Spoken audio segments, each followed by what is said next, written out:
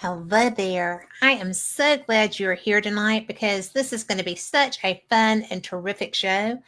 And I will say that if you're looking for Rich Hoffman's bow tie, it's not there tonight. He is the Cash Rich. So I am really enthused to be doing this show. But before we get to it, there's something else that I feel like is very important and I want to address. And it just happened. So I'm still in shock, just like anybody else who's been hearing about this would be. In Boulder, Colorado, people who were marching, supporting, and remembering the Jewish hostages, Israeli hostages in Gaza, were set on fire. And they're concerned because this is a nationwide event where they just walk. They just passively walk in remembrance of these people. And so now, because it is a nationwide event, they don't know where this might happen again, if it's happening again today. They don't know. So far, that Boulder is a small town. They have taken people to both hospitals. And when I was reading the news about it before we went live, there were 5 victims so far. And I just can't believe that that's happening.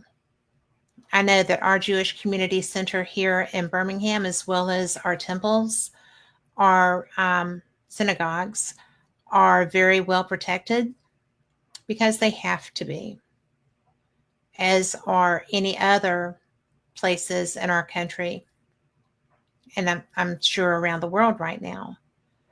But humanity doesn't care what your religion or your race or your creed are. Humanity is innate in all of us, and it needs to be exercised. And I do know that there are very horrific things happening around the world. I also know that if we succumb to the anger involved in that our world is going to change mightily. It already has, because people were set on fire in Boulder, Colorado, one of the most peaceful places I know of. So my prayers are for all of them, for their families, for the city of Boulder, because I'm sure they have no idea this was coming, and for humanity as a whole. And I just had to say that. And I'm going to move on now because my guest is somebody that I absolutely think is the bee's knees. He's one of the nicest men on the planet. He's one of the best researchers and scientists that I know. He has an engineering mind, and somehow we're still friends. I married one. So there you go. So this is my friend who is one of the board members for the Scientific Coalition on UAP Studies, which is having their annual conference, our annual conference this weekend, and I'm so excited. So without further ado, let's bring Rich in. Hi, Hey, Kat. how are you? Well, I was fine until I heard that story. I haven't had the time to hear about that, and it's just I just heard it right it's before we went live. so it's so sad. It's Wow. ridiculous. I'm, I mean, when we think about it in terms of, if you're religious and the teaching of Jesus is that you love everybody. I mean, even your enemy, right? So, I mean, it's like to think that people would actually do something like that to injure others. For what? I mean, because they care about Palestinians. I mean, there's like how many thousands of those people who have been killed? I Yeah. mean, why wouldn't anybody care about another human being, treated that way or even being killed? I mean, it just doesn't make any sense. And it's just so sad to hear that we can't care and love everybody. It's got to be only a certain group of people now. I mean, It's that's always been just a certain group of people, yeah, Rich. And just so that's, sad. It's heartbreaking. the inhumanity of humanity Yeah, is just, it's yeah, just right. crazy. And, you know, I, I felt like maybe saying something about that was going to be a downer, but I know that when my children participate, and this was before all of this, obviously, my children are older. I'm old. My children were performing at our Jewish Community Center in a theater production. Mm. The security there for the rehearsals, for the daycare, for everything astonished me. And we were not in this kind of environment. And it's something that they have had to live with since pre-Holocaust and certainly post-Holocaust. There's never comfort in letting the guard down. No. And I just find it, I don't get political on this particular show, but this is something that I just found so heinous. Yeah. That I felt like I needed to say something about it.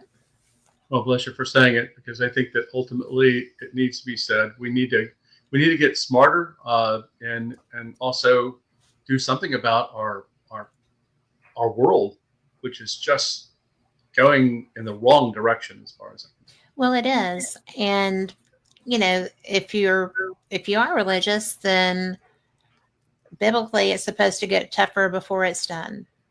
Yeah. And but I just can't imagine man's inhumanity to man. It just slays me. And I'm glad, and I'm an empath.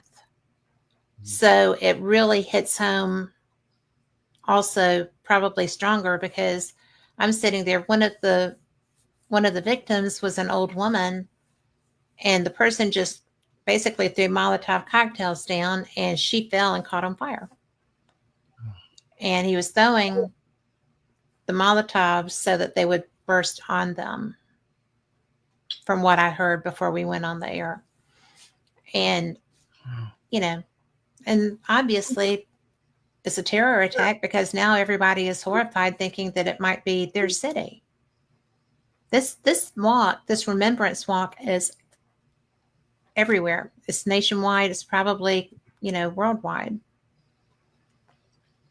And Boulder is not that kind of town, you would think. No, it tends to be. They're peaceniks. Yeah, very much so. My sister lived there for some time. I have a son that lives there right now, and very much that way. Yeah. Not where you would expect to find this, which is why it hits so hard, I think. It would hit hard anywhere. But that's just shocking for it to be there. That's true. Anywhere. It happened in Alabama right now. It would be as heartbreaking, just as heartbreaking. Yeah. Well, it's just, it's one of the reasons I'm so into this UAP stuff, because getting off planets doesn't sound bad. It's really funny, but when I was a kid and getting into this, I got started at age 13 with this whole thing. There was a lot of people that thought that this was me attempting to escape the planet. And they would even say that. It's just like, oh my God. Well, that's why you went into rocket engineering, right? It's like anything that would get me off of this crazy Earth. It's a wicked rock right now. Yeah, abduct me. I'm signing up for it. Well, I've talked to some of them. You may want to rethink that. Yeah, but it's better than being on fire, right? All right. So, yeah, by all means. It really, it's all kidding aside, there are probably people in California right now begging for that, right? No, I think so, their conference is this weekend. Yeah. So, I get tickled sometimes when people make light of abduction, because I'm like, you have not talked to an abductee, right? Mm-hmm. That's right. But not all of it's bad. I know people who thrive on that experience from what they tell me. And if I could pick who it was that did it, I might be game for that. You know, there's some races that no, I'm okay. I'll just stay here. But it's starting to look like a viable option. Yep. Well, I've been sending out signals most of my life. I have too. I look for them. Yeah, when I'm out, I sit out on my deck looking for them all the time. When I go to Gettysburg in July for the battlefield bash, I'm taking my little, my little telescopes with me, and I'm going to do a sky watch while we're there. I don't know if I ever told you, but this story that I had that was pretty. This is funny. I mean, I was the night water boy on a golf course, and so every night throughout the summer, I'm watering 2 golf courses, and I would be out watering them. And the wild part about it was I'd start at 7:00 at night. I would end about 7:00 in the morning. Right. Oh wow. So all night long, here's this UFO guy that's doing this kind of thing, looking up everywhere you could possibly look, right, to be able to see something. Well, there was one time that I was on a tee out in the boonies, and it was maybe 2:00 in the morning, right? Right. Next thing I know, I'm completely lit up all around me, and it's like daylight all around me, and I'm going like, what in that? And my immediate thought was, they're here take me away. Yeah. And it turned out that it was a police helicopter and the guys had apparently night vision, saw me out on the golf course, and decided that they were going to have a little fun. And lit you up. But I kind of swore that this was it. Okay, I'm going to be taken away, right? Yeah. Better than Calgon even, right? Yeah. But that's as close as I've come, by the way. Well, and you've been looking a while. I've been looking a while. I mean, oh, yeah, I know. It's it fascinates me because I've been given the opportunity to speak with experiencers at different events, or listen to events, not speak with them, but listen to experiencers at different events. And there's very few that are horrified. There's a gentleman, he used to be a judge, he used to be a consul general in another nation for us, and he had an experience. He came through it because his mind wipe worked. His friend that was with him, his did not take. So when they woke up the next morning, my friend was okay. His companion was never okay again. When my friend went to look out the window, his friend panicked and said, no, close that. They might see us. They'll, what if they come back? And so, different people have different experiences. And that, as my friend said, the mind wash just didn't work. Mm-hmm. It didn't hold, whatever. But he had implants, and he didn't even know until he was a runner. He couldn't run. He went to the doctor, and they're stuffing his leg. So that's when things started going like, And he's written a book about it. I mean, he's not a big secretive person about it. His name's Terry Lovelace. But it's really interesting when different people are relating those different experiences, because would I want to have had the memories that Travis Walton brought back? Probably not. But they did save his life, ostensibly. Right? Yeah. So I've watched that transformation in Travis too, because he's transformed after that experience to the point where he thinks now in hindsight that it was an accident, that they got zapped and that type of thing, but it was more like it was an accident that happened, but they took him aboard to help him recover. I mean, it was much different than, they zapped him or something of that nature. Because he's the one that ran into their wash. Right. And, they were kind of saving him from himself. Yeah. 'Cause You know, they don't being really want this, to leave a dead human laying there. I was the state director for Alabama and Mississippi, Yes. so it was there for the longest time. Of course, I've been with MUFON since 1969, but Hmm. I mean, being in my role, I think I heard about everything you could possibly hear. I mean, literally looking at all the cases that I've looked at over 60 years, and all the different stories you've got. In your mind, you try to make some sense of it, but it's just too hard to do because there are so many Yes. variations on the theme. I mean, just like you mentioned, that there's good and there's bad experiences in terms of alleged abduction cases. There are good and bad in the context of UFO cases. Yes. The beings are described in every possible way you could possibly think of, including no beings. Yeah. Meaning that they're like drones or something of that nature. Hmm.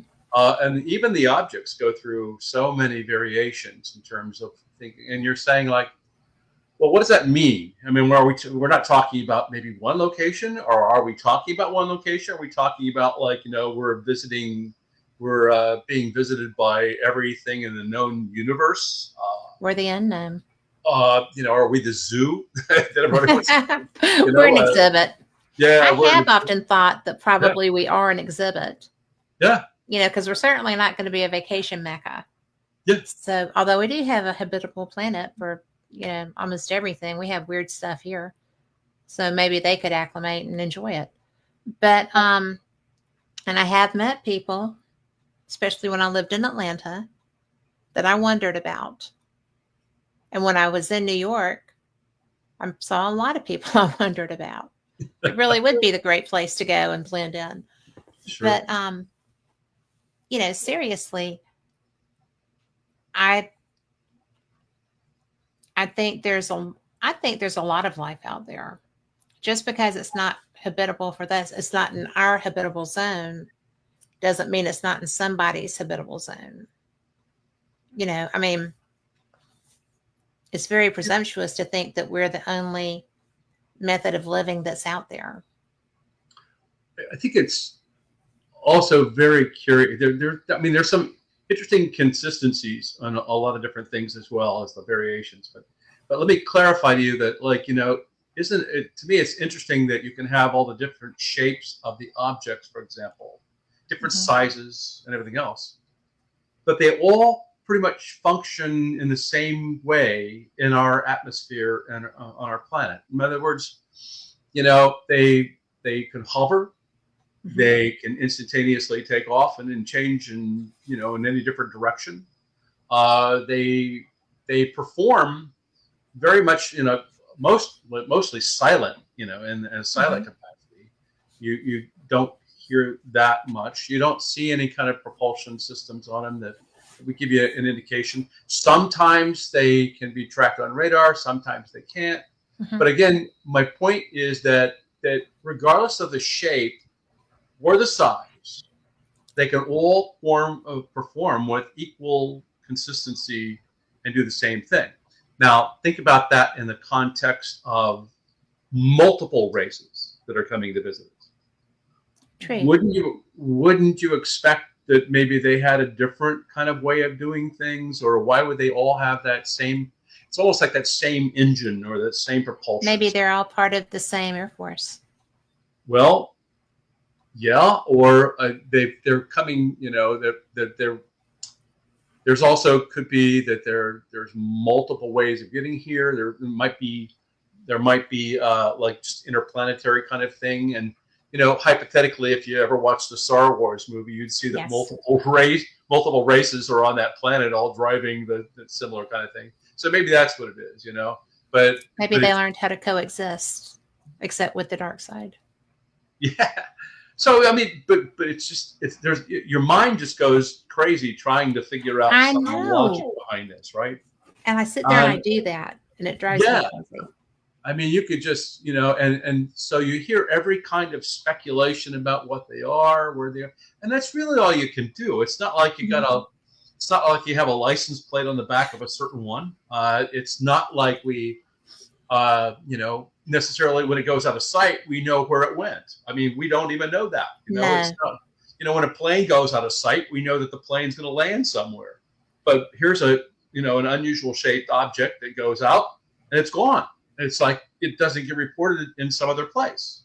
And so you're saying, like, well, how does that work? Where did it go? Does it go out of this space and this time? Is it interdimensional? Is it going into a different dimension when it wants to?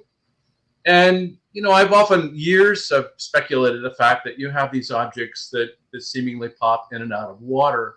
Well, I don't necessarily attribute that there's a production plant underneath the ocean that's creating all these varied shapes and sizes of craft. You don't think the Navy has a secret program to be doing all that fun stuff? No, I sure don't. I wish we had that capability. Yeah, no kidding. So, I mean, what I'm saying to you is that, it's like that there's multiple hypotheses that might be playing in on it. Mm-hmm. And so you're never going to find out that they're all from, here's the license plate, they're all from Virginia or that they're from France or they're from anywhere else. It's like Mars bound. Where are they? And where are they coming from?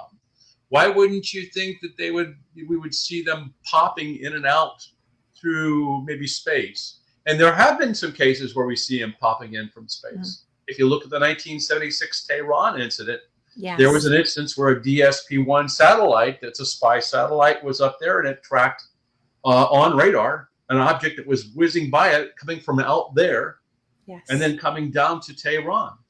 And so you have that kind of experience as well, where you have objects coming from space that are entering our atmosphere and doing stuff. You have stuff popping out of the water, and you have stuff that just kind of like just comes out of nowhere. If you look at even the Alaskan JAL craft, yes, kind of became visible out of nothing and became invisible again. So cloaking device.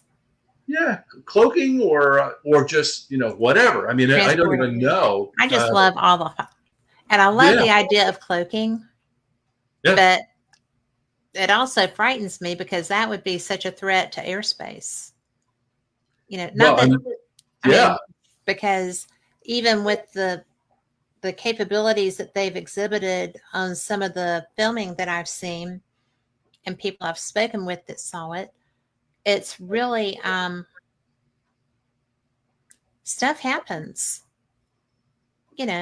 unless they've got a very much better system of aversion than we do. They can dodge or something, but we're not there yet. So I don't know. It fascinates me. And yep. Me as well. I too would love to see that. I think I've told you about the night I was out on the deck, and we've got the air refueling wing here in Birmingham. Yeah.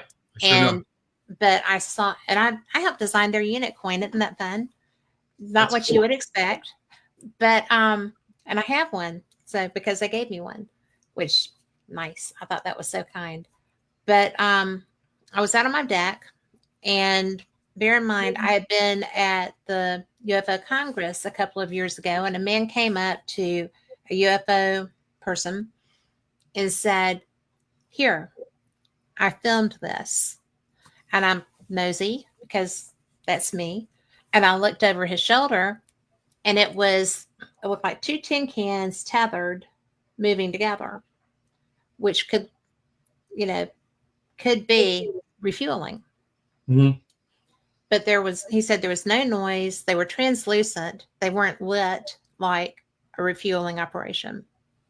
So that was interesting to me until I saw something very similar, but it wasn't night vision. It was white, bright lit. And I'm thinking I'm seeing, because I'd never seen Starlink at that point, and I'm very excited because I'm thinking I'm seeing Starlink, and I come flying off the deck, and I'm like, "David, I just saw Starlink." Well, that wasn't what it was. But It was so funny because it was, I'm telling myself, okay, if that wasn't Starlink, it must have been refueling. But there were no engine noises. and it was right over my deck. I mean, I watched it. It wasn't Hmm. fast, but there were no engines, Hmm. and so that's when I thought, well, that puts that. I would have heard the jets, but because it was low and over my house. Yeah, you So, would have. and I watched it go away, watched it moving. So I thought that looked, so when I saw the individual again who said that it was, you know, he didn't remember. And I was like, yes, and this is a person that was the photography and video expert for MUFON, right? Mhm. And I was like, this guy showed this to you. And you told him that wasn't unusual, that it was whatever you told him. And so I saw the same thing and I thought it was Starlink, but there was no engine noise. And that same person is who showed me Starlink at an event one night. And I'm like, oh, that's not what I saw, So, because Starlink is way far away and a lot of them. But I just had no idea that what I saw was that unusual. But I knew it wasn't refueling because, again, there was no sound at all. And it was much bigger than, obviously, because it was very close. But it wasn't the ISS because I watch it all the time. I have it on my little app and I go out and watch it go by and wave at them. It's just what I like to do. I know they see me every time, right? Sure they do. They've reported you. But, I saw a cat again. Yeah. That chick's out on her deck again. Wave back. But it really is something. I'm going to miss it when they bring it down. I really am. I've enjoyed that for a lot of years. But I still find that so odd because I would not have thought that I would I've had craft tree level here before. And that was it was in a cloud and it pulled out of the cloud. And I'm like on the phone with my daughter saying, don't hang up. Do not hang that phone up. So, that's two different experiences that I've had with craft. And as far as I know, I was very careful the first time on lost time. And I know there wasn't anything because it was just going by. And there was no difference in time between me seeing it and telling my husband, so I'm not concerned about that. But it's just one of those things that I really wish there were good answers. And you're the guy that's working the hardest to find them. Yeah, and let me tell you, I'm so excited because I know you've attended a number of our I have. I love them. But it's so for me, it's so exciting that finally, after all those years we had where it was like I call it the dark ages, dark ages from maybe like the end of Blue Book all the way up to 2017. But for me to see scientists that are actually now going and looking at the data and trying to connect the dots to find out what we can is, to me, this is the best time of my life. It really is. And I'm so excited. I'm in awe of the fact that they do these. I've been helping to write some papers. In fact, we're getting them published. Kevin Knuth just helped put one that got into a scientific journal.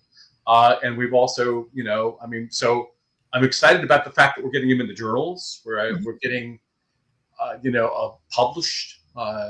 We've got a lot of new case studies going on that we'll be talking about even at the conference.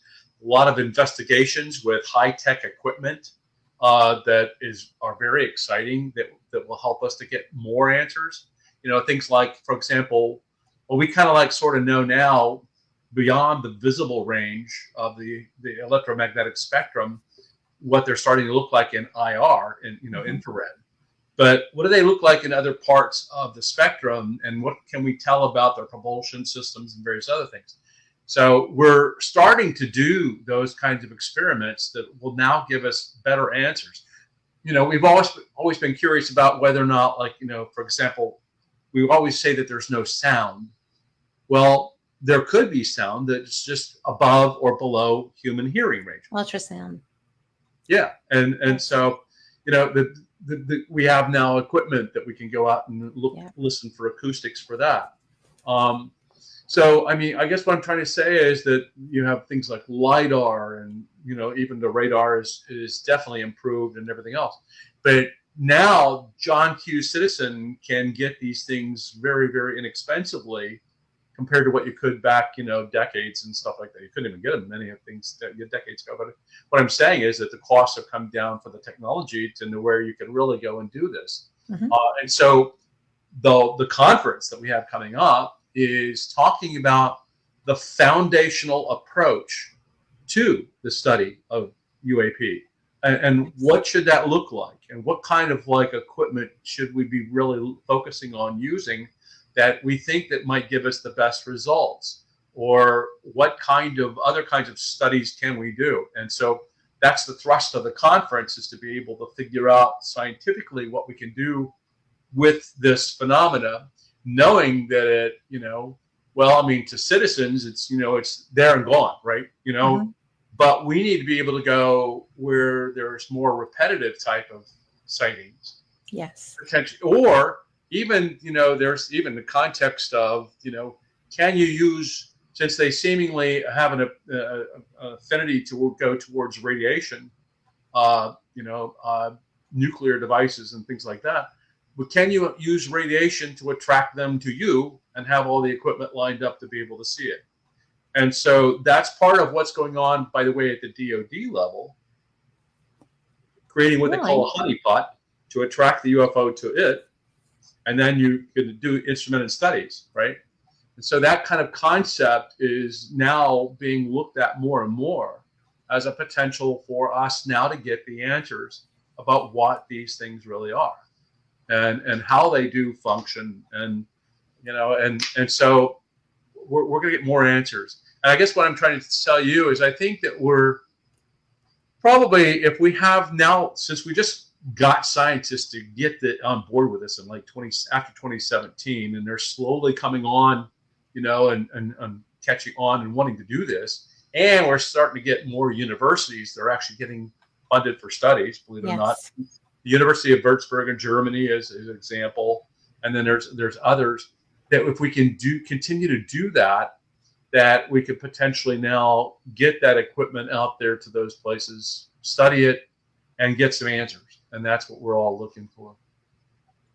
Well, there's so many, and I am a layperson that you have been kind enough to bring into this group.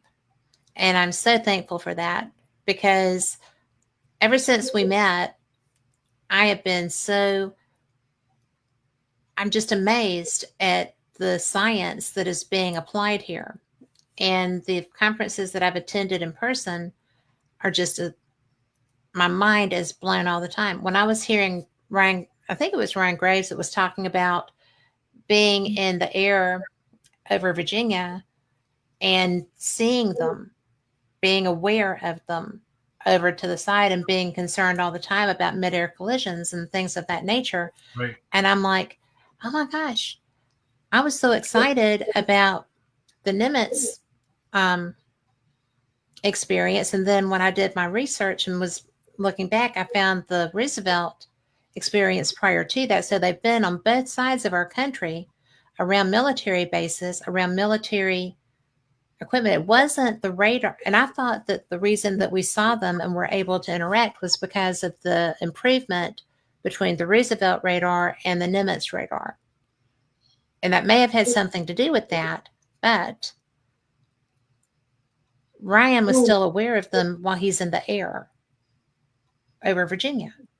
And I'm just like, this has to freak them out, because what if somebody screws up? I don't know. It seems that their craft are so advanced but everybody makes mistakes and equipment fails and stuff like that. And if there's so many of them, because he described, just as Kevin Day, the radar operator, described a fleet of craft in both instances.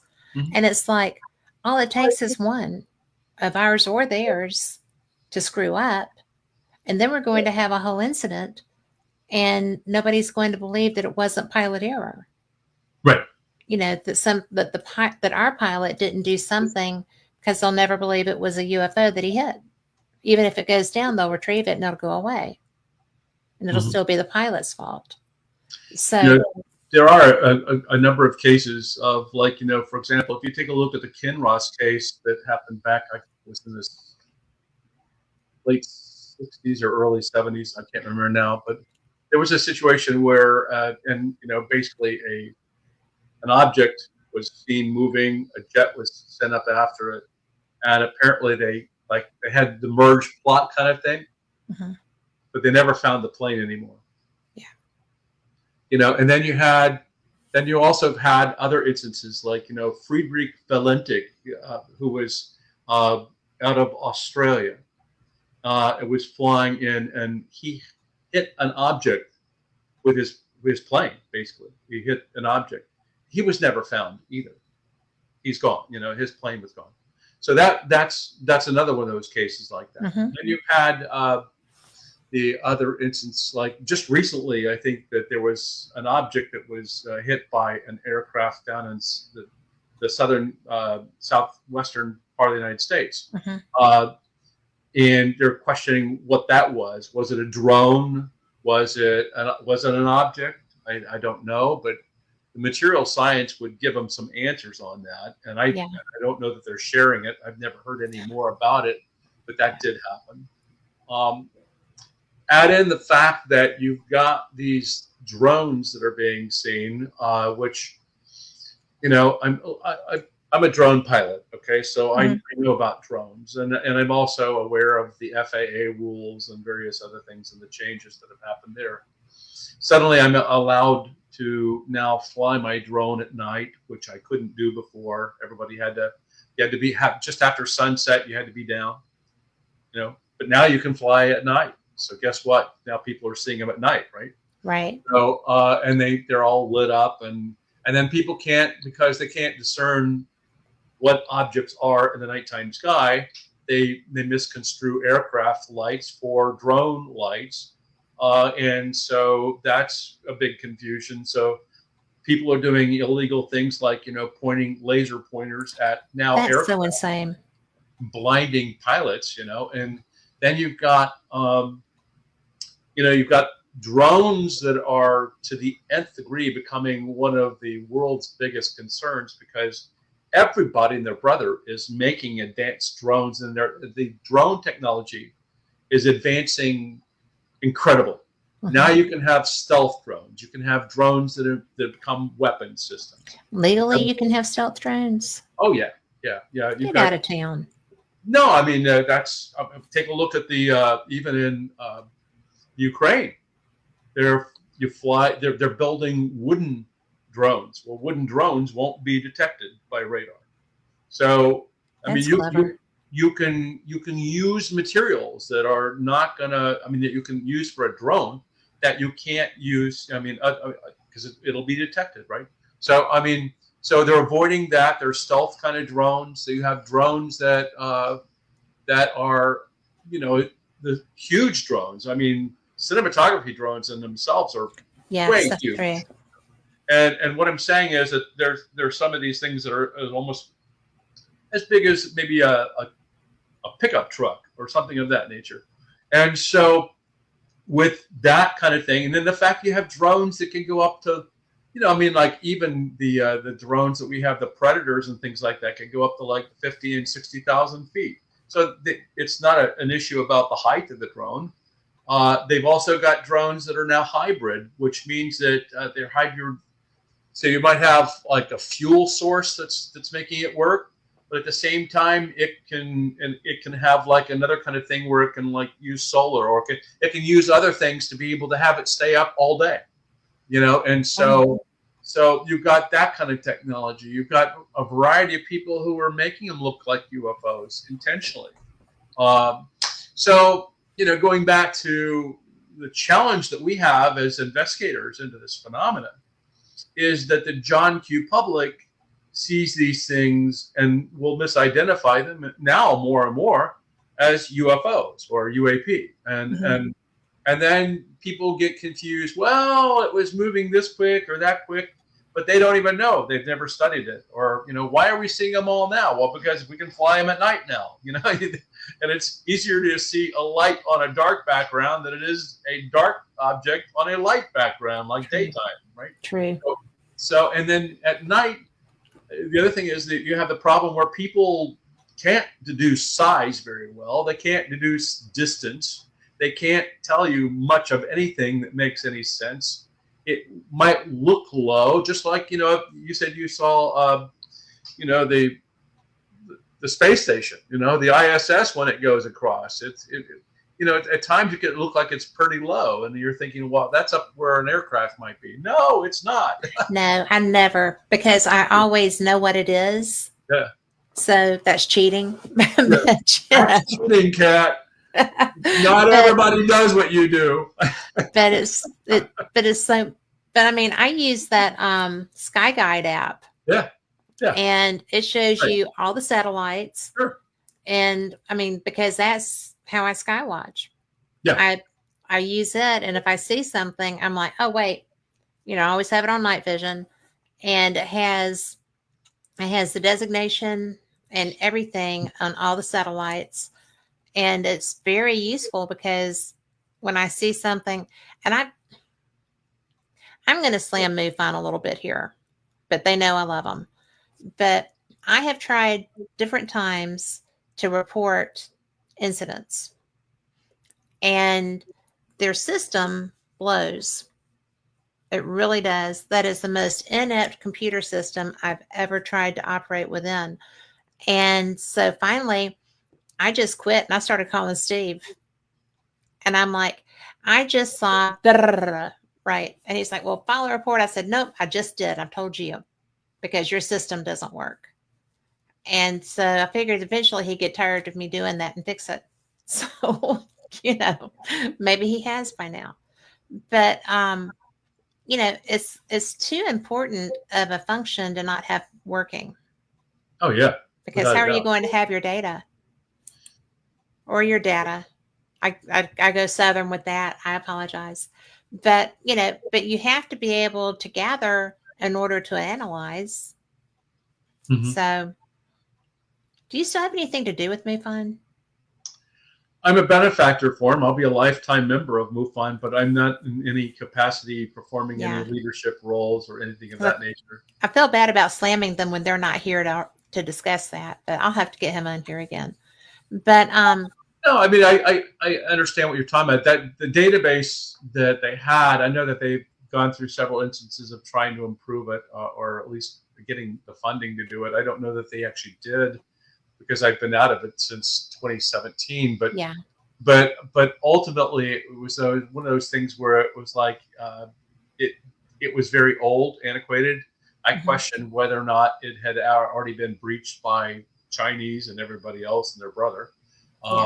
It didn't have the proper ways of protecting the data, and so I was always concerned about that and bringing that up with at the time it was Jan Harson and several others. But I don't know if it's made any huge changes or not. I'm not really focused on it at all now. But but I was just curious.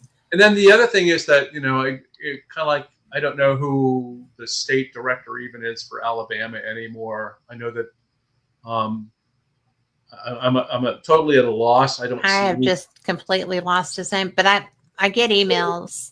Yeah, but I don't remember his name. Is that the John Price guy, or it used to be John? No, it's somebody else. He's not there anymore. Oh, okay. So anyway, it's a new person.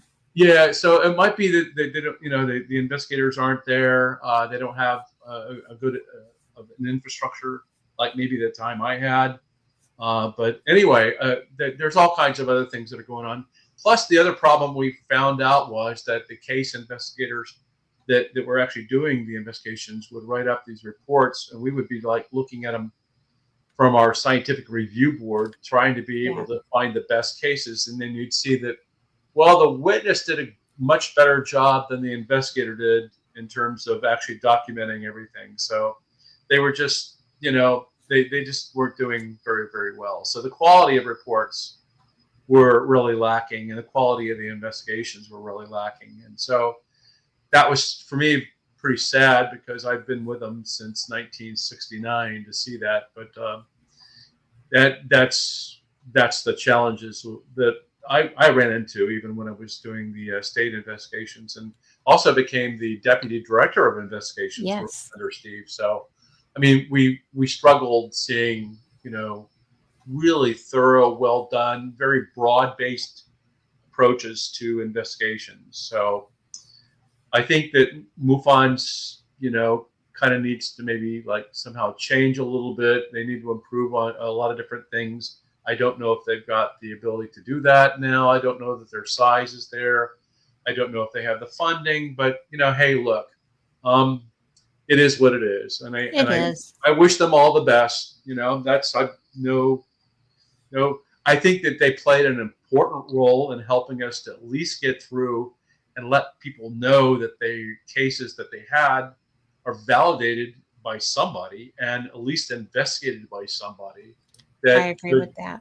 And that a witness deserves that. I mean, and so that's why even with the Scientific Coalition for UAP Studies, I think that the work we're doing, I see it as validating the witnesses to these things. And if we can keep studying it scientifically, we'll come up with the answers, and that will again benefit and help validate that all these witnesses are indeed not crazy and are seeing something in the skies. And, exactly. Yeah. And they need to hear that. Yeah. They need to hear that people believe them. Yes, exactly. Does SCU have anything similar to an experiencer resource group?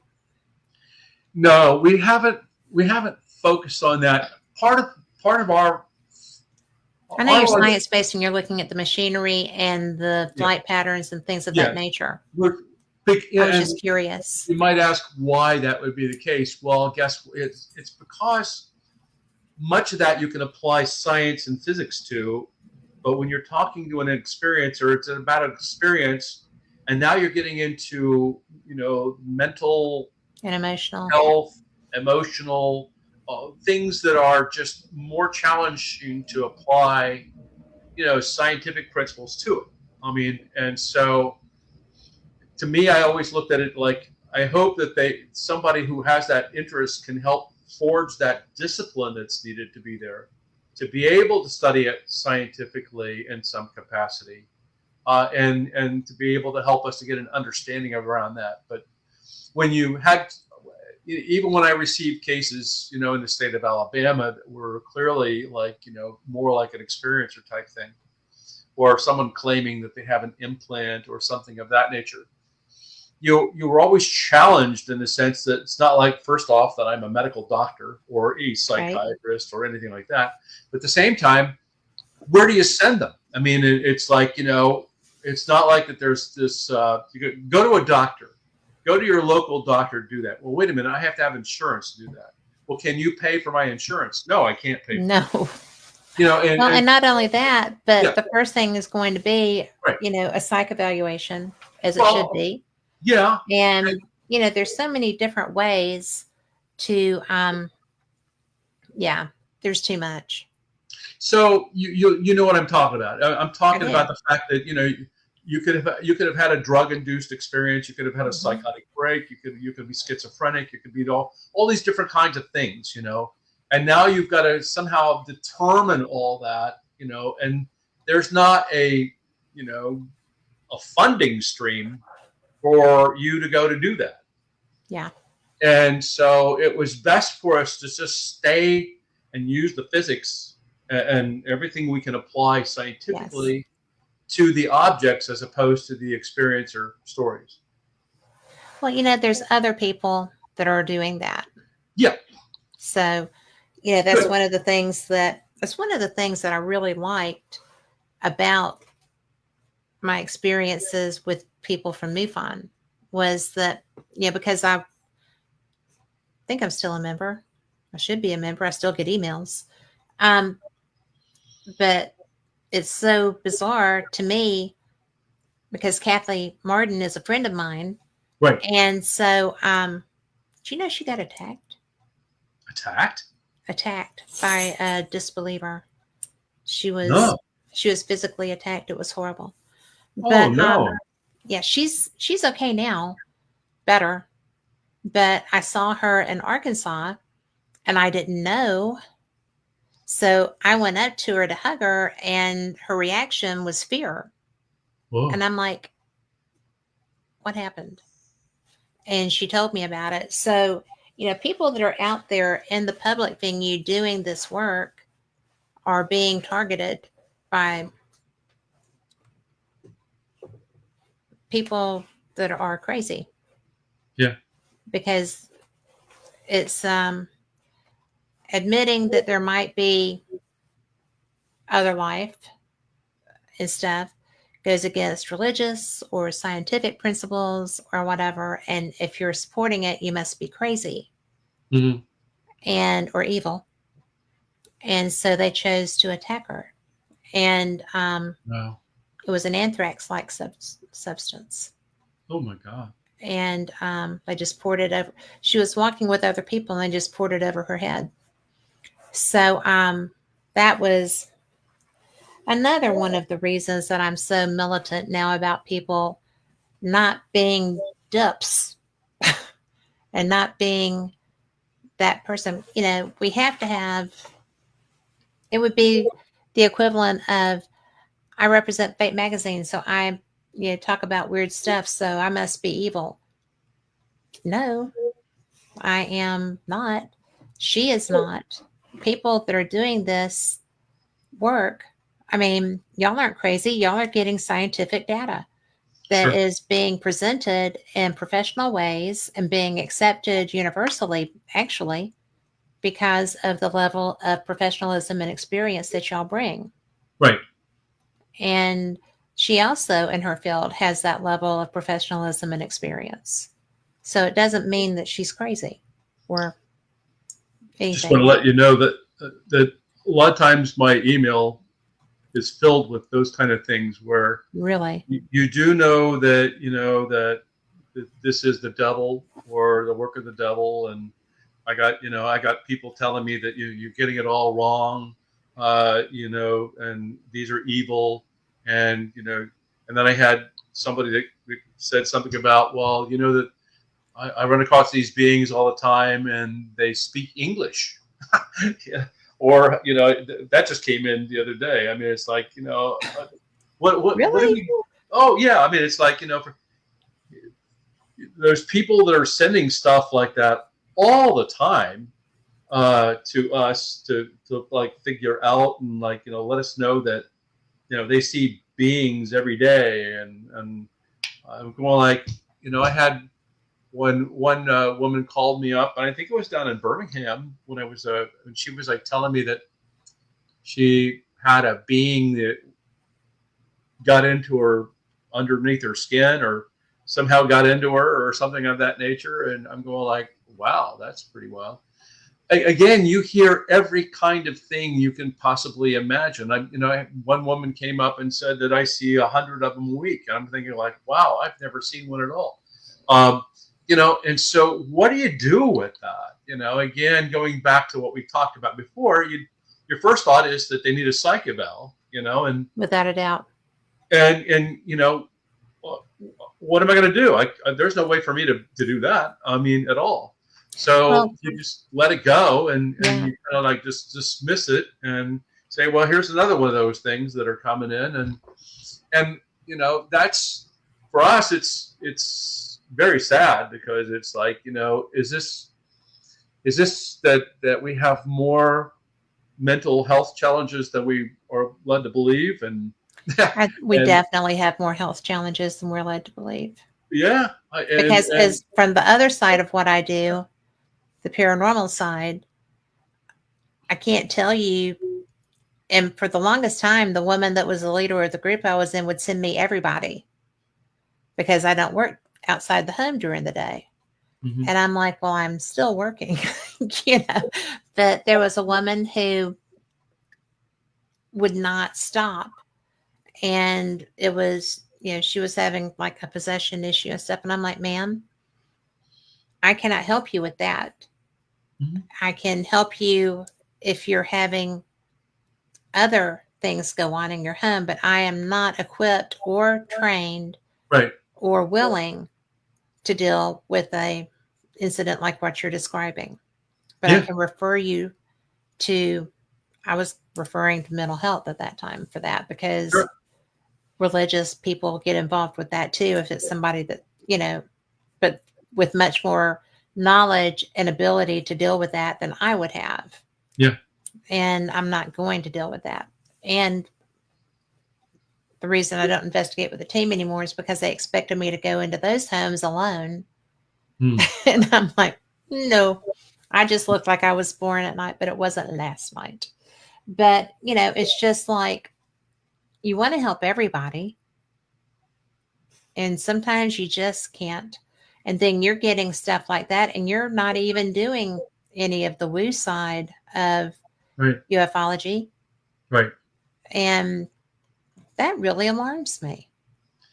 Yeah, it is quite alarming at times. We do see this. I've been seeing it, for a very long time. Obviously, I've been at this for, I just had my 61st anniversary in April, and so 61 years of listening to stories very similar to that, Yeah. and you're just ill-equipped to really do anything about it other than just looking at them and trying to listen and Be saying, okay, supportive. be supportive, and and what do you do with it? I mean, I just tell a lot of people that I'm not investigating woo, I'm not investigating paranormal. Mhm. You might want to go reach out to this person. When I had abduction cases in the state, I always went to Kathleen Martin. I mean, I was Mhm. like, Kathleen, what do I do with this? And they had like a questionnaire that they put Mhm. together, which was good because I thought it would help them to be able to, eliminate the less credible ones. And so that would be good. And I was always of the mindset that, you can, I mean, the biggest part of the UFO phenomena has always been just storytelling, Yes. right? It's a storyteller. Let me tell you my story. And it goes back to the storytelling days of generations and stuff like that. And these are stories that you hear that are being passed along. And I had no way of validating stories.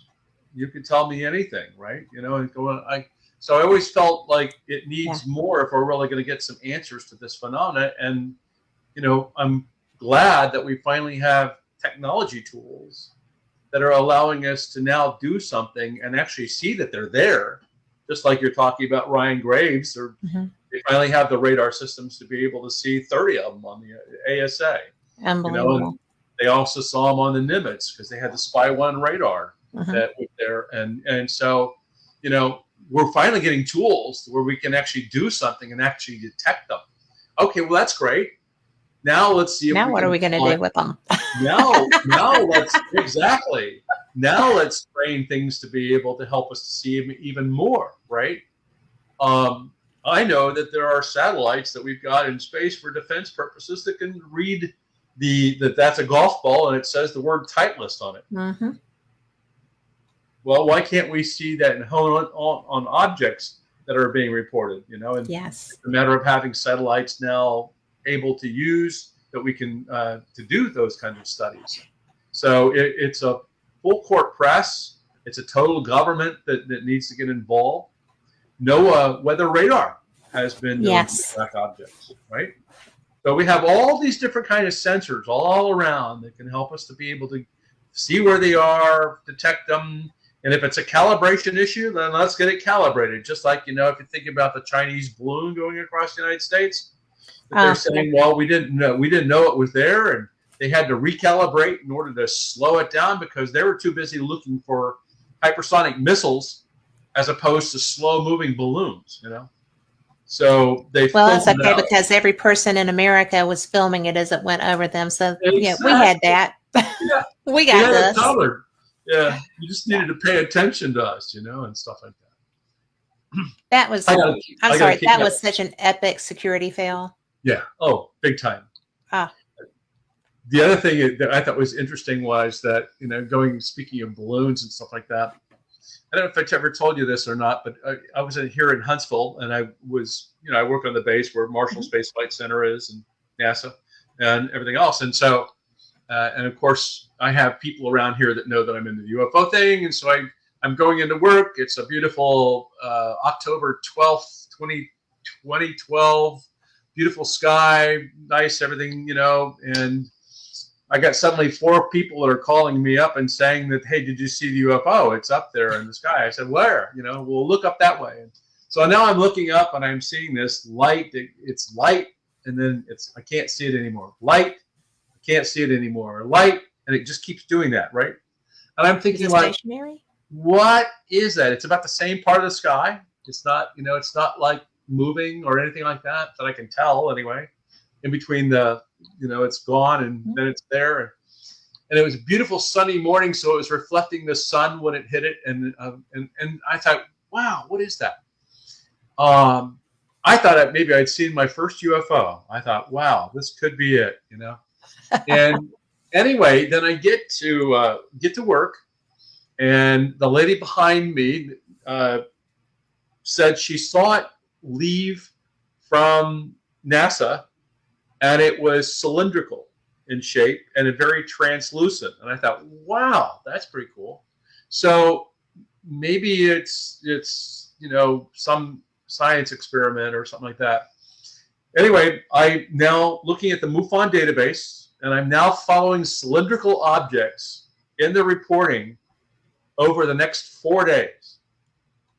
And what this was, turned out that it was the Google Loon balloon that was using a NASA balloon, but Google was using it to be able to see if they could use balloons to be able to give internet to areas that don't have internet, and that's what they were doing, right? And so it was a secret project. They don't announce these launches. They didn't do that at the time. And so for 4 days, I tracked it as it moved progressively along with the wind over towards, and it got up to Canada, going through multiple states, right? Before it actually came down. And, one guy up in Kentucky actually he's got his telescope honed in on it and got a very clear up close shot of it. And you could clearly see it was a balloon. But don't you know that even he and everybody else kept calling this balloon a UFO? And no matter how I tried to convince them that it was Google Loon balloon or whatever like that, they all wanted to believe it was a UFO and ignored what I said. Unbelievable. Okay.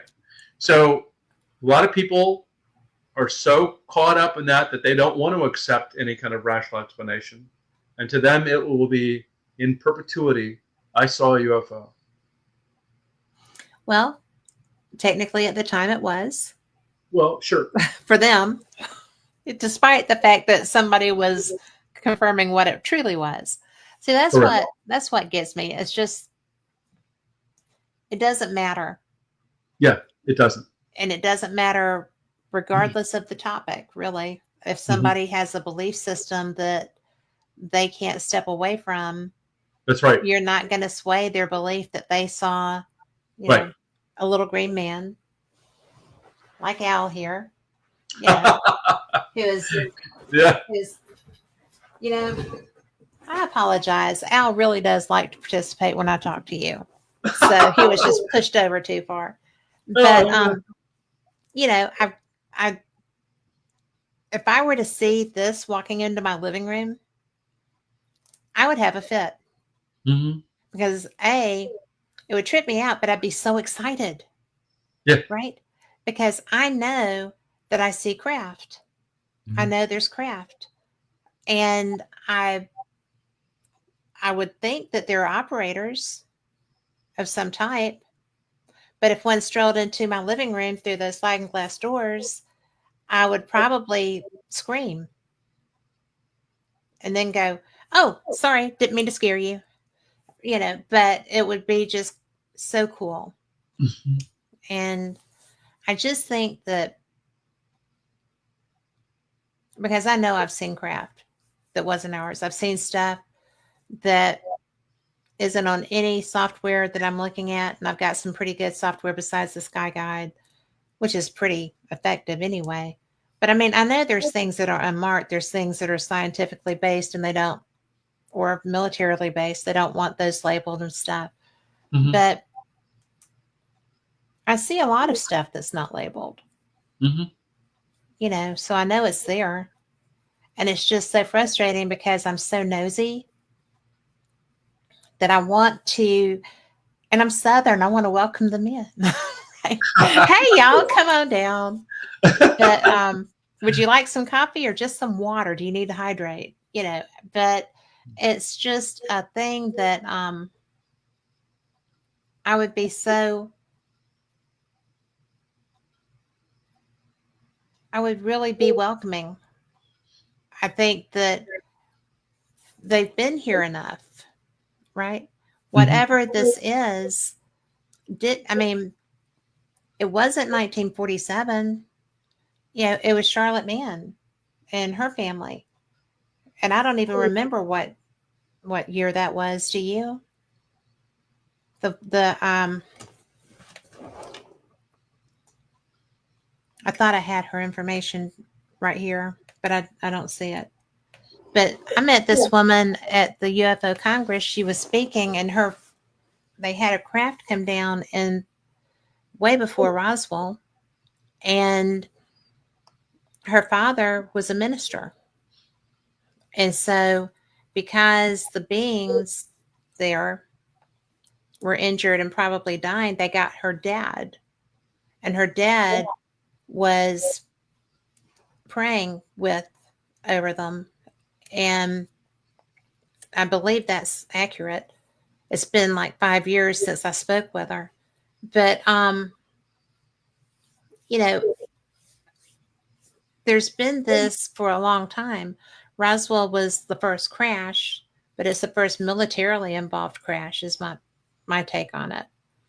You know, it's just but then I spoke with Valet 2 years ago. I did an interview with him and it was talking about his book Trinity, Which precedes the Roswell. which precedes Roswell. I found that fascinating Mhm. because the only reason anybody knew there was anything happening was because the UFO, the craft, clipped a telegraph pole. Mhm. So the base lost communication. And that's when they started trying to find where the break was. Mhm. And the children the children involved in that only knew about it because they had snuck out to go horseback riding. And I mean, I had never heard about this. Somebody reached out to me and said, Jacques would like to do an interview about his new book with, Paola. And it was like, really? I mean, that was to me very big that somebody reached out to me like that. And so when I was talking to him, I was so, it was such a bad time I just had surgery. So I had to wear a scarf and I was like, I was so loopy. But I knew the name. When I read the book, I recognized the last name of the child, one of the Hmm. children. And somebody with that same last name had reached out to me 2 years before, Hmm. wanting to come on the show, but I couldn't get him to tell me his history. And so I just read it up, but I saw a lot of pictures of him with Stanton and Kathy. And so I knew that I thought maybe he was just a follower or something of that nature, I did not know who I was communicating with, and he wouldn't tell me. And so when I interviewed Jacques Vallée, I saw that man's last name as one of the children that saw that crash and interacted with the beings in the craft. And I was like, I know that name. Where do I know that name? It was him. It would have been his grandfather or his great grandfather. Sure. So I was just like, ugh. But same thing with Chris Bledsoe. But you also have, going back to, if you believe in David Grush and the story, it's 1933 from Italy. That was the crash that happened back at that time. Wow. Period. That was then also coordinated with the Vatican and the Pope, and then it ended up over here in the United States. And allegedly, we've had it since 1933. Isn't that interesting? Yeah. So so there've been crashes. What's always curious to me is that if you have an intelligent race here and stuff like that, that hypothetically can manipulate space and time or something of that nature, then why do they crash? And how is it that they can't recover from that? Right.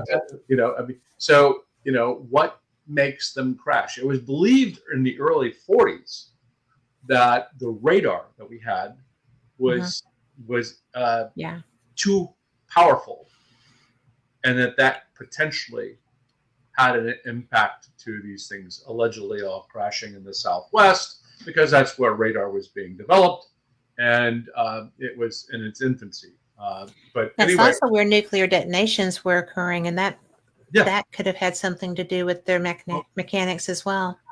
Yeah. I'm not going to say that there was a nuclear blast around Roswell at the time when the object came falling out of the sky. Not at that point. But or that there was nuclear in 1933 in Italy. But there's obviously some indication that these things can indeed crash, or that you have materials that are collected from objects that are also break apart, like in Mexico, in Ubatuba. Yes. The metal from that was looked at. It's pretty strange. Then you have other kinds of cases. And so, if a good friend of mine was Leonard Stringfield from Cincinnati. Len he wrote 6 monographs on crash retrievals, and he was probably one of those first few people that was getting a whole lot of these cases thrown at him. Again, stories, and occasionally he would get something that would look pretty convincing, like maybe potentially evidence.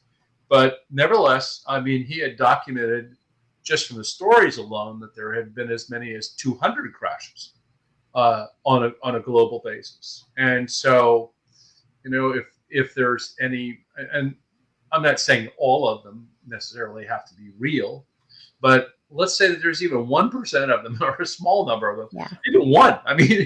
For gosh sakes, that's pretty incredible that we would have a crashed object that you would retrieve.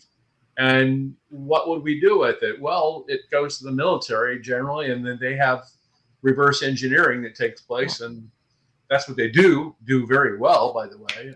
They do. And try to figure out how in the heck it works, if they can figure that out. It's almost on the same scale as like giving a Neanderthal an iPhone, what am I supposed to do with this? I don't even know, rock, so, we just wouldn't know the purpose or the function of this debris that we find or whatever like that. How is it ultimately being used? But if you have like a crash that's relatively intact, oh my God, you might be able to find something. And then you have to question what would happen with it. Well, we would try to figure out how to basically make it work, or to figure out how we can utilize that technology to our advantage.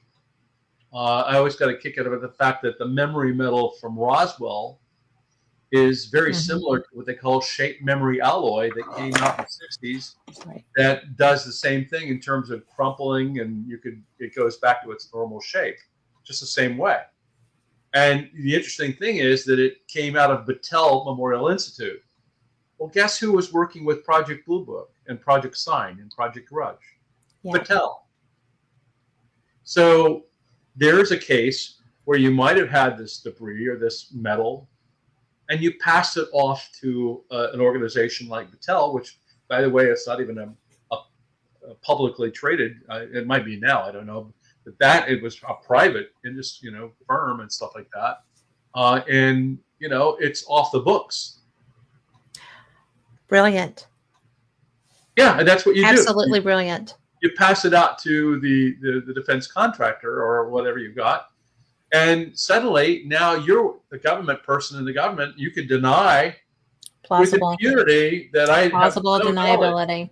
Exactly, and so it's just too logical. Which is, by the way, why if you look at the Schumer amendment that they tried to get through in the NDAA, and they're still trying to do it. What the idea was to be able to make companies own up to the fact that they've got these things, and it's now government property, and stuff like that. Really? Yeah. And so, they were trying to do, basically eminent domain, which a lot of politicians did not like the fact that you're going to walk into Lockheed Martin or Raytheon and suddenly say that if you've got any of this stuff here, it's going to be mine, right? So there was a lot of pushback politically on that, but I mean, bottom line, that's where you would pass off all this stuff. You give it to the defense industry and let those partners all do the work on it and figure out how to build the craft and how to re-engineer it. And if you look at the people in the organizations, even in the government, like MISIC and various others, yeah, they're mostly defense contractors. They're well, yes, because Stanton was involved with the atomic weaponry, mm-hmm. and so he would have been with defense. Mm-hmm. That's interesting. Yeah, but he was working for, I think, GE and some of the other companies and stuff like that, doing even his work.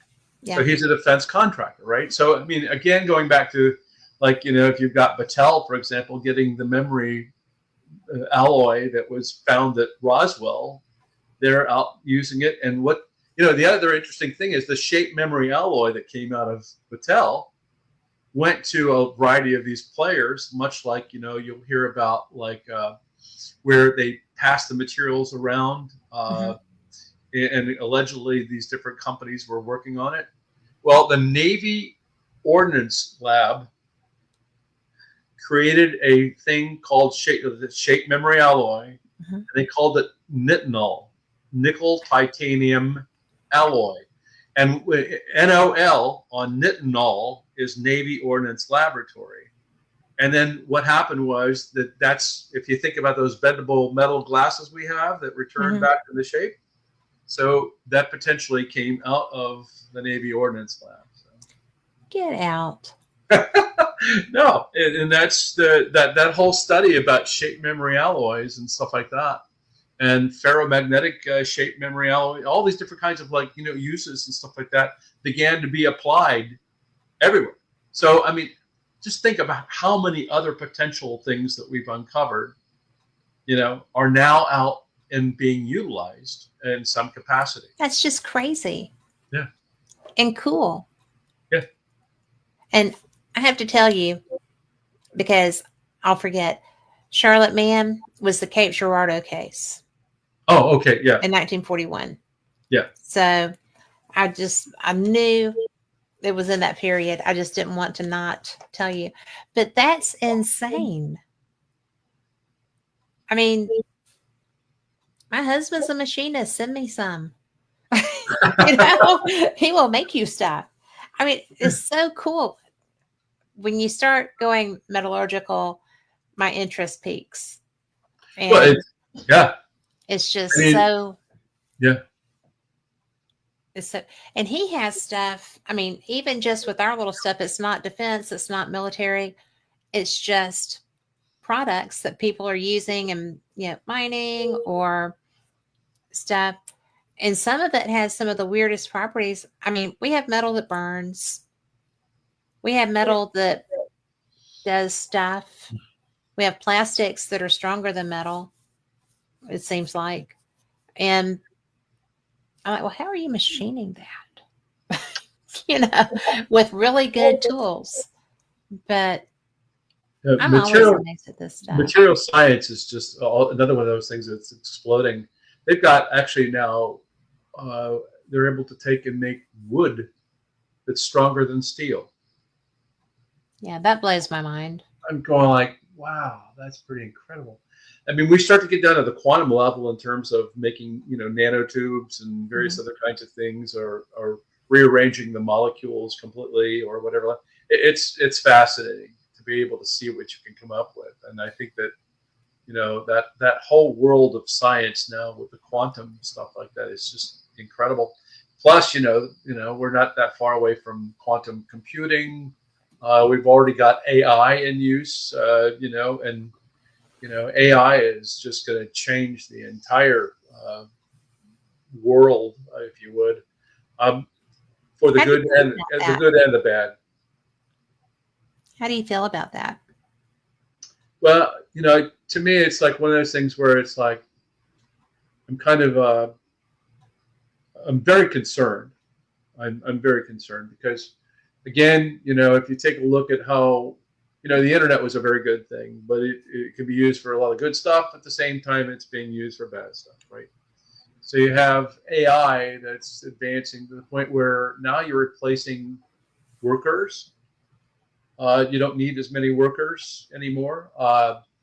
You have now like weapon systems or platforms that are being developed, which are completely AI driven and controlled.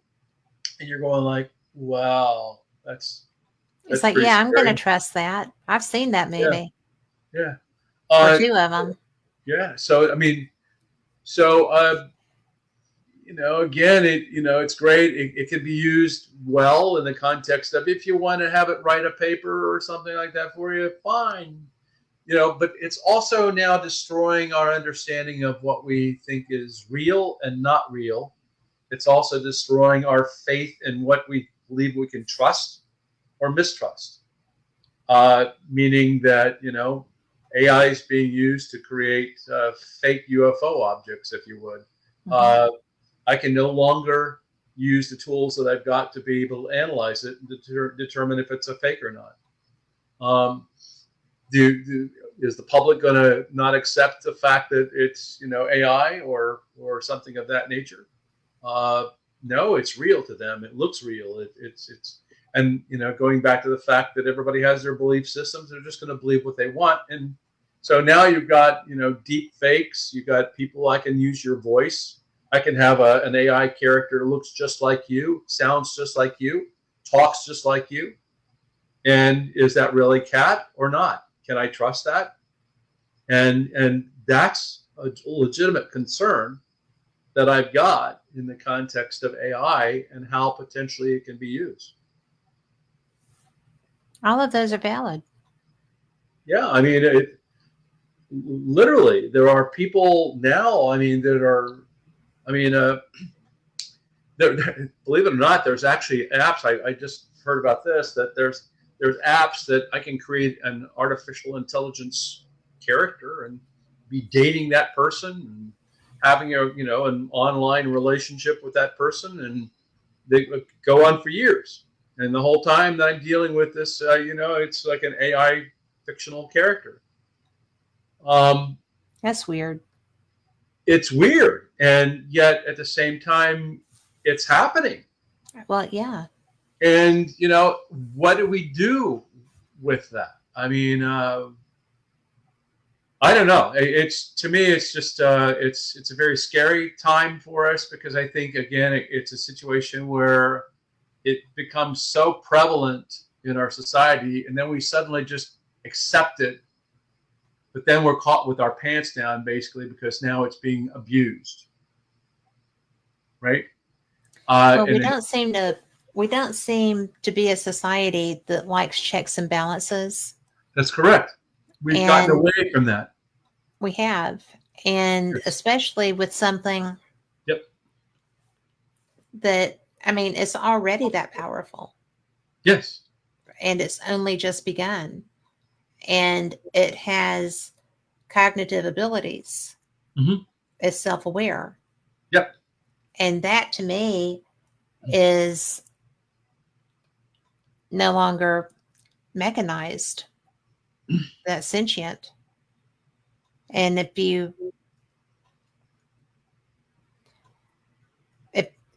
if my what GPT is in a bad mood one day, mine's Meta, but at what point does she decide that she doesn't like what I'm writing and it just goes away? Or it's just like, no, I said, tell me this answer. Well, no, I don't think I want to today, Kat. You get the choice. I listened on YouTube to an interview that was conducted by an individual with two different AIs. Okay. And they had a conversation and a debate that went back and forth. That would, I mean, to me, it sounded like a legitimate debate on every sense of the word. I mean, it just real. And you had to sit there and you scratch your head and say, like, my God, these Yes. are acting like just like sentient beings that are talking to one another and debating each other as we would, right? And you're thinking like, wow, that is just scary. And at the same time, that's what's real now. So the Well, problem we have is trying to figure out how are we going to deal with that? How are we patrolling that, or where are those ethical boundaries at that we're going to have to set? I know in the field of UFOs, it's becoming very daunting and challenging now to begin to even look at anything that's UFO video or UFO anything, because I can't evaluate it, even using all the tools and skills that I've developed on regular videos and things. So now, what do I do? How do I draw the line between what's real and fake and anything else? I can't do that now. I'm on the History Channel. The proof is out there. I've been on it. yes. I've been on it for 5 seasons, and in that 5 seasons, they pass me videos and photos and various other things, and have me look at it and try to give my expert opinion about, what this is about or what it could be. And I have tools to be able to go and help me to do the analysis. But again, on AI, I can't do that. So, and I told them on the station, I said, or when we were doing, I said it's going to get harder and harder for me to be able to draw that distinction between any kind of validity or me to look at any of these things because of that concern. Well, I sent a friend of mine a video or put it in a group chat yesterday or the day before. And one of my friends said, this is AI. And I'm like, how do you know? And I don't know how he knew. But I should probably check that chat when we get through and find out. But are there not any traces that or markers that let you know that's not real? There are, I mean, trust me, we'll come up with, probably end up having AI determine if AI is actually legit or not. But there are That's a some fine kettle of fish. there are some things like, for example, there's an extra digit on your hand or something like that. That's a telling sign. Or you might have found in the earlier instances of AI that there was like an arm that was like more than one. The arms were too many, right? There were instances of that where you see mistakes like that by the AI. But it's gotten to the point now where it learns. It learns, and it's going to continue to learn, continue to improve in its ability, and it's just going to be there. I mean, right now, again, I go back to the point where, the tools are such that I can make you look just like yourself, act like yourself, sound like yourself, saying the things that I would expect, or even changing that words using your voice. And Kat, what do I do with that? And I'm saying That's a holy cow thing. That it's scary. Yeah. But that's the world we're moving into with AI. And this was a bad idea. Yeah, well, there's some people that they're saying that, that very thing right now. Even if you look at some of the creators of AI in the beginning, you see them expressing a lot of caution right now with that. I mean, literally. But it's already out. Yes, it's already out. Because my husband got me a pair of Meta Ray-Bans to film baseball games and stuff like that. Right. And I, for the first time, I'm so behind the times, but I just used my Meta AI to do some research because I wanted to see what it would do. And it was just really simple. How do I look at the Akashic records, or, what are these, that kind of thing, just to see what it does. And, but I love the glasses. I don't like so much some of the other aspects that are truly frightening. And if it is learning and teaching itself as it goes, that's just going to get worse. Yes. Yeah, and right now we're displacing people's jobs. I mean, like car assembly lines over robotics and various other things like that, right? But we're adding AI in the military, in the military world now, and you'll have weapons platforms that will use AI. You'll have drones that will use AI. They'll have every AI weaponized tool that they can come up with. And which is all great and wonderful until AI decides that it wants to do it. Right.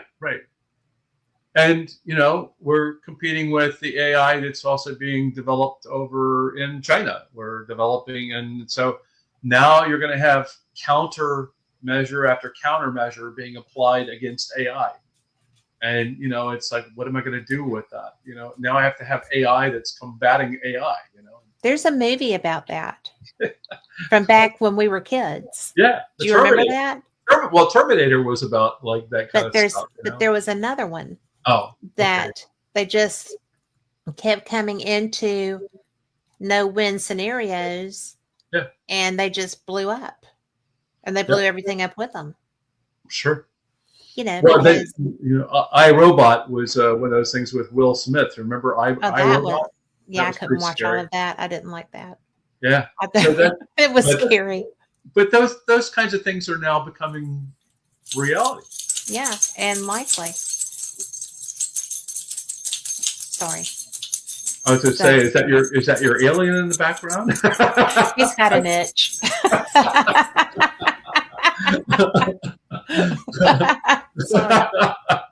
Tipper. I have a cute little mini Aussie that just all of a sudden had to come in here and scratch. Well, but the alien gets itchy too.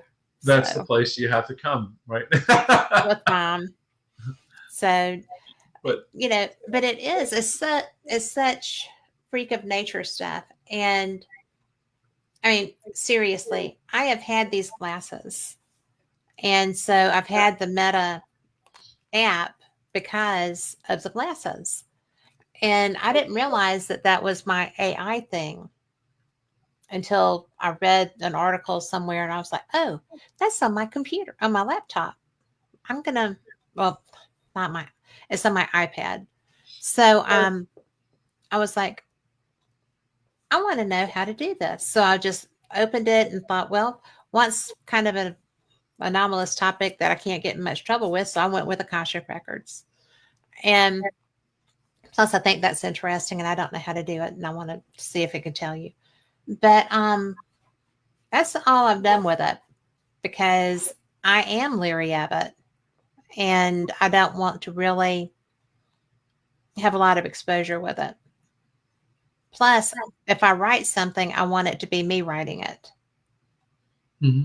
I would much prefer it be my own writing because I'm pretty good at that. So I just think it's cheating if you use it.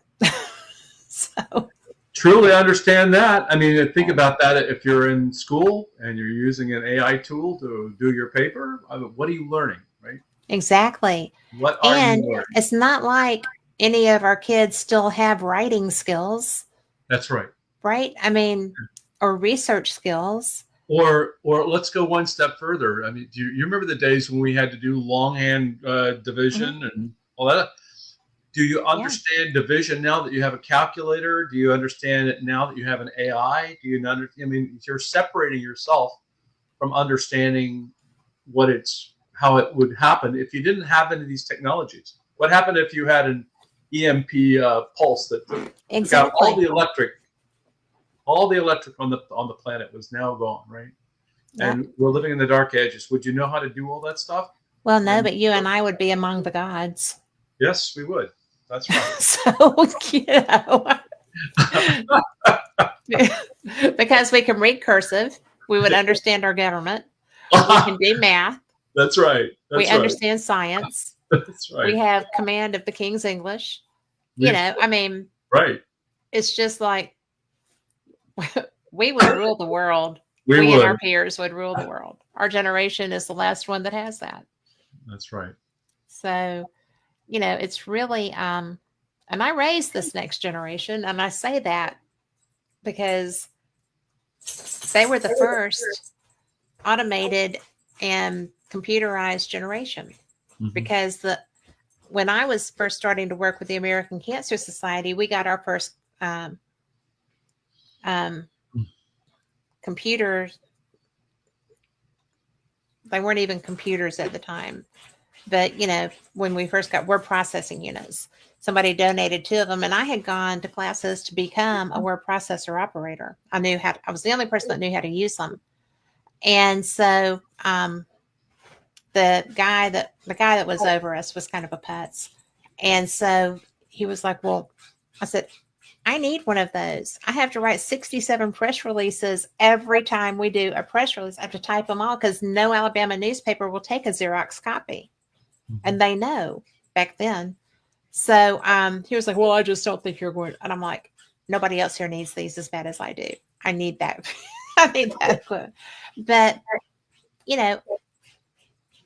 just think if somebody had to go back to Xerox machines or, actual calculators. I mean, yeah. Oh my gosh. We would seriously be gods and goddesses because nobody else could do it. They would all be just scratching their butts. Yeah. So I'm excited because Laura Domain has got her PhD and she's going to be doing a presentation on foundational AI model and IR commissioning. Really? That's pretty intense. I didn't know that was going to be the topic. Yeah, that's. I'm excited about hearing what that's about, especially about the AI aspect. But we've also got we got Doug Bittner and Ben Hansen have been up doing an investigation. I think it's in Connecticut, Fairfield, mm-hmm. Around a reservoir of a plasmoid, and they're going to come back and talk about that study of that case. Are they going to be in person? Yeah. Is Micah Hanks going to be in person? Yeah. I love Micah Hanks. I was really pleased to see that he was going to be so involved in the conference this year. Yeah. No, I'm me too. So we've got some exciting things coming up. I mean, I'm hoping that you'll be able to come or I am. Get online or something. But probably I'm going to do both because with my registration, if they do a in-person registration, will we still get access to the Hoover like we have in the past? Yes. Yes, because I love that for my research. Yeah. Oh, sure. Talk them about the Hoover versus and the in-person, and because the Hoover is a fantastic application. I was so glad that y'all implemented that. Oh well, yeah. Thank you. And when we looked around for tools, we wanted it to be as user friendly as we could, but had kind of like a networking feel to it. And Whova was that tool that came up that we're thrilled about having, and everybody seems to love it. We got 2 networking sessions where you rotate around the tables and you meet new people, and that's kind of neat. We've got a production team that actually produces it in almost like in 4K, so it's extremely clear and Yes. everything else, the production side of the house.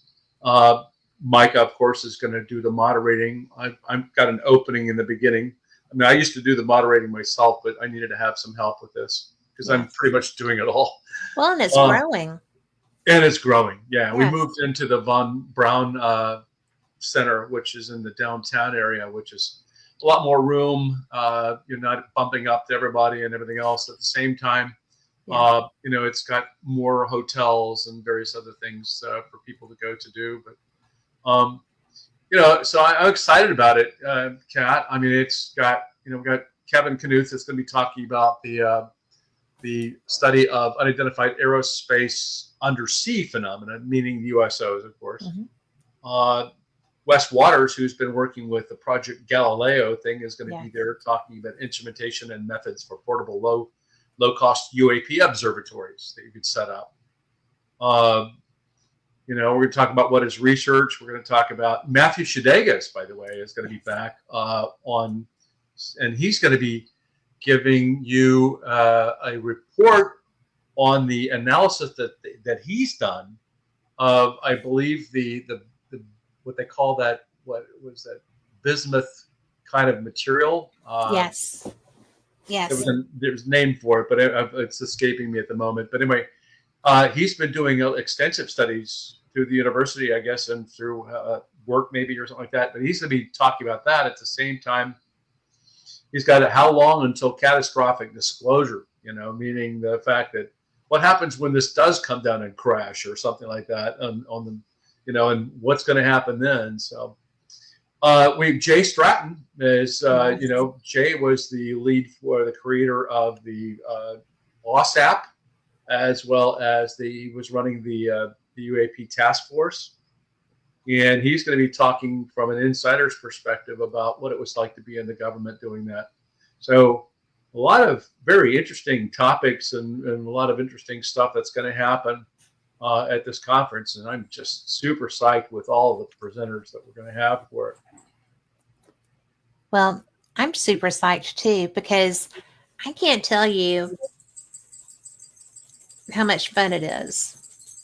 And I can't even imagine everybody being able to spread out a little. I liked it being where it started. Yeah. Okay, because that was such a good way to meet and interact and have fun. But it's just one of those. I'm so sorry. But it's just so cool to me because it's big enough for Von Braun. I mean, that's huge. And the video presentations from the different people around the world are probably my favorite, because they're not people I would ever have the opportunity to run into. And there's so much being done globally relevant to this topic that I was have been over time exposed to so many different experiences people are having and work that people are doing in areas that I didn't even know were a thing. And I've been involved in, covering and discussing this topic for 5.5 years. And I just find it so cool. And I'm going to tell you how proud I am to be part of SCU now. And thank you very much for that, because to me, it's the best organization out there, because there are people like me who are not science-based, but fascinated, interested, fairly knowledgeable, and extremely interested. And I get a chance to participate and to learn and to listen and to be in the same room with people that have so much more knowledge and just want to share it. Mm-hmm. Right. And that's one of the things that ever since I first started covering this topic, um, you know, Stanton Friedman, who the first time he called me back, I answered on my freaking watch. Right. And I was like, oh, I'm going to have to call you back. So, and it was funny because I told him I was Dick Tracying him and he thought that was hilarious. And he had made me explain what that was. But, and he took me in and he taught me over the different conversations that we had because I didn't know a lot of the stuff that I needed to know to be able to progress with my understanding of this topic. Mm-hmm. And he kind of led me through that, and nothing that I asked was stupid. That's or right. if I didn't grasp something, I mean, because he was a freaking nuclear physicist, right? And he was so patient with me. And you're so patient with me. And all of the people that I talk to about this understand that, I can disseminate this information if you'll just help me to do that. I have a good platform to do that. And it's fun too. It's really some of the most interesting stuff that I've ever seen has happened at your conference. And Oh, it's thank you. not, well, it's, I go to a lot of conferences. A lot of them are experience based, a lot of them are not as science oriented, shall we say. A lot of people are trying to go more that way. And I think it's because of y'all's model for that. I think it's really catching on. People are realizing that the average person wants to understand this. Mm-hmm. And while a lot of the presentations are almost strictly science based, different levels of science, different types of science, it's easy to understand. And if there's something I don't understand, someone is going to explain it to me. Correct. And usually it's when I wander around with that look on my face, right? And the person that's talking is like, let me elaborate on that, but it's really, you know, I'm grasping it so much better, and Good. I understand it, and I do my own research so that I have intelligent questions to bring up if I get a chance in the Q&A, Mm-hmm. and I can formulate my questions better because of the knowledge that y'all share.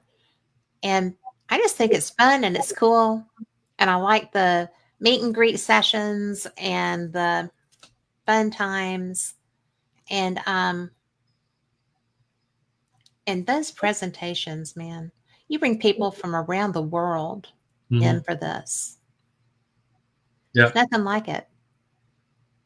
Yeah, I'm with you. I'm always thrilled when we look at the slate of speakers we get and just how incredible they are. I mean, they're just like, they're the cream of the crop, some of the best scientific minds and stuff like that Yes. on the subject of. And, there's a lot of people like that do come. And it to me, it's really great that you can have a hodgepodge collection of different understandings and different people, different experiences and stuff like that all come together to be able to have an intelligent conversation and feel like that they can ask questions and that they can get the answers to those kinds of things, and that we all kind of like learn together. Mm-hmm. Yeah. I mean, the world is changing all around us. Okay, well, let's try to understand it. Again, going back to even just the AI. Can we use this AI for something to improve what we're trying to do? That's encouraging. Just like what kinds of tools are out there that we can use to help us to better see these objects and to get the information that we need. That's a great, topic in and of Yeah. itself, right? And so let's have those kind of conversations, and that's what we try to do, is get people collaborating. And the exciting thing for me is that SCU is composed of just so many different disciplines all coming together. Yes. Different people from different backgrounds, different parts of the planet, and they're all sharing and talking and stuff like that. That's wonderful. Well, it is wonderful. And then, that year with John Alexander, Mhm. that was an experience. Yeah. And I've run into him, 2 other times since then and talked online. But that was a fantastic lecture also. Well, it's not even lecture, it's presentation, Mhm. really. I mean, that's how diverse this is. I mean, it's just, I don't know. I don't know how y'all do it. I don't know how you I don't know how you do it. Because how Well, long has SCU been in existence? why I've got the white hair up here. So yeah, I used to have like a darker hair. We got started with the Aguadilla video thing as SCU. We were actually all still in. 5 of us were still in MUFON, and we were in leadership roles with that. And we got this video from Aguadilla that was handed to us, and we started looking into it. We had to sign a non-disclosure agreement with the Customs and Border Protection people that we wouldn't even give it to MUFON and let them know about it. And so now we're going in the background, and that was not well received by MUFON at all. But when we wrote our report, we were out of the NDA, and we could now talk about it. And then shortly thereafter, we kind of like all decided that we were just going to create our own organization called SCU. Actually, it was the Scientific Coalition for Ufology at first, and when we later changed it now to the UAP Studies. But anyway, now we're like 395 people, I think, right now worldwide. Yeah. So from 5 to 395, if you would. And since really we really got the organization started in 2018. So it's 2018. And here we are. Look at that, though. I mean, it was such an ambitious project. And I like that it's international. I do too. I like that you're very open. And like I said, I am not a scientist. Well, I'm more of one now than I have been. But I've never been made to feel like I was uncomfortable or less than in any room with any of the people. And I think that that's a large part of the draw. Mm-hmm. I know it is for me because I do know my limitations on some things, but I try to surpass them. Mm-hmm. And by being with this group of people, that's not a problem. We'll get there, Mm-hmm. And everybody that I've met through SCU has been very helpful to me with understanding things. And they also are very fun. Scientists are fun. Yeah. So can I mention the Lederhosen? I mean, seriously, so much. We are going to have fun again. So. Well, I don't doubt that. That's why I'm coming, and to learn, because the presentations from all over the world are fantastic. I love that aspect, but the fun's good too. I'm glad. Do you want to tell people, because we got about 7 minutes left, do you want to tell people how they can also join us, even if they can't get there? Yeah, sure. So we have links up on on our website for SCU. It's explorescu.org.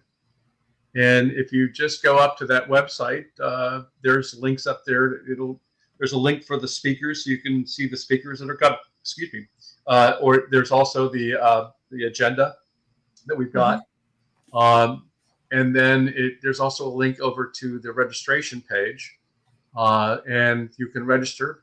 And you can register to either, again, you can attend in person, or you can be virtual and use that Whova tool for just the virtual experience.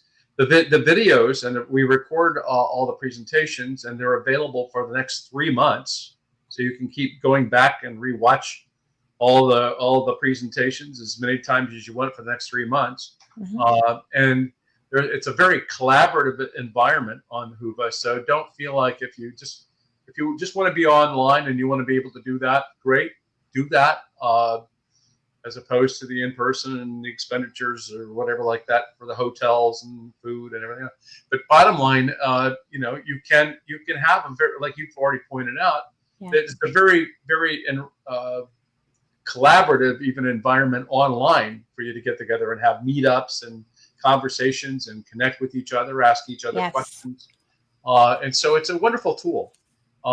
And so, I mean, make your choice if you want to do that, and come and join us. There will be an email that you get immediately following the registration, so you want to look for it, that gives you confirmation as well as the critical links and the various things to get over to the site that you've signed up for Whova. And so please do that. There's also information if you're going to come and join us in person about the hotels and various other things that are in the area and stuff like that, and where to go and parking and everything else. But anyway, it's an exciting event. It is an exciting event, and it's a fun event. And fun. Yes, and educational. And educational. I'm always learning something new myself, Kat. I mean, this is just an incredible. It's a growing topic. Yeah. I mean, it is so transitional right now. There's so much to learn, so much to understand, and this is a good place to come and get a handle on that. Yep, without a doubt. And I'll be there. Rich will be there. Yay! So come and play, come and learn, and experience Huntsville. Alabama is gorgeous. It really is. Yeah, it really is. And they're in North Alabama, so they have mountains. So and a river, so it's all good. But I appreciate so much you being here. Oh, thanks for the invite. I always enjoy our conversations. I love it to death. Kiddo. And for everybody listening, you too can be part of this. Come and check it out, or do the online registration. It's explorescu.org. It's a great site. It's a great group. They're all really like the whiz kids, and they're still nice, right? I'm kidding. But it's so much fun, and you'll learn so much, and you'll come to understand so much, and you'll just love the people. I can't express enough what a good group of people this is. So thank you for being here. Again, please pray for those people in Boulder. I hope that nothing else has happened while we've been on. But peace be with you. And we will be back next week. Same cat time, same cat channel. Thank you for being here tonight. I'll see you Wednesday on Paranormal Experienced. Be blessed. Good night.